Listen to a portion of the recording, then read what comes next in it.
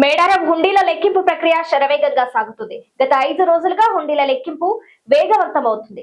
అయితే మేడారం హుండీలో కాసుల పేరు బయటపడటం అందరినీ ఆశ్చర్యానికి గురిచేసింది. కానీ దాన్ని పరీక్షించి చూడగా అది నిజమైన బంగారు కాసుల పేరు కాదని తేలింది.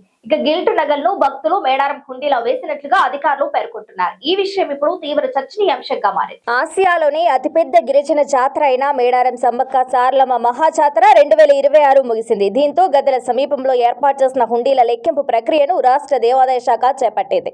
ఆ హుండీలన్నింటినీ మేడారం చుట్టూ హనుమకొండకు తీసుకువచ్చి లెక్కింపు ప్రక్రియ చేపట్టారు. హనుమకొండలోని తిరుమల తిరుపతి దేవస్థానం కళ్యాణ మండపంలో దేవాదాయ శాఖ సిబ్బంది హుండీలను లెక్కిస్తున్నారు. గత 5 రోజులుగా పటిష్ట పోలీస్ భద్రత మధ్య లెక్కింపు చేపట్టారు. గత 5 రోజుల్లో 788 హుండీలను లెక్కించగా అందులో 11.83 కోట్ల ఆదాయం వచ్చినట్లు అధికారులు వెల్లడించారు. ఈ లెక్కింపులోనే ఒక హుండీలో కాసుల పేరు నగ వచ్చినట్లుగా అధికారులు తెలిపారు. అయితే ఎవరో భక్తులు సమర్పించిన ఆ కాసుల పేరు బంగారం కాదని దేవాదాయ సిబ్బంది తేల్చారు.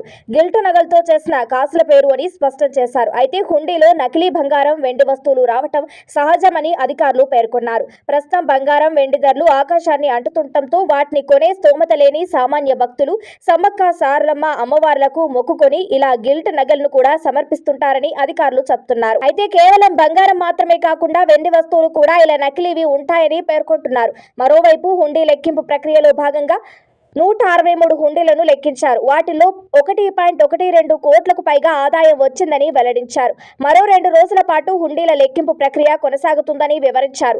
మేడారం జాతరలో మొత్తం 828 హుండీలను ఏర్పాటు చేశారు. మహాజాతర పూర్తయిన తర్వాత తిరుగువారం కోసం ఏర్పాటు చేసిన మరో 40 హుండీలను కూడా లెక్కించాల్సి ఉందని దేవాదాయ శాఖ అధికారులు వెల్లడించారు. మొత్తంగా వచ్చిన ఆదాయంలో మేడారం పూజారులకు 33% ఆదాయాన్ని ఇస్తారు.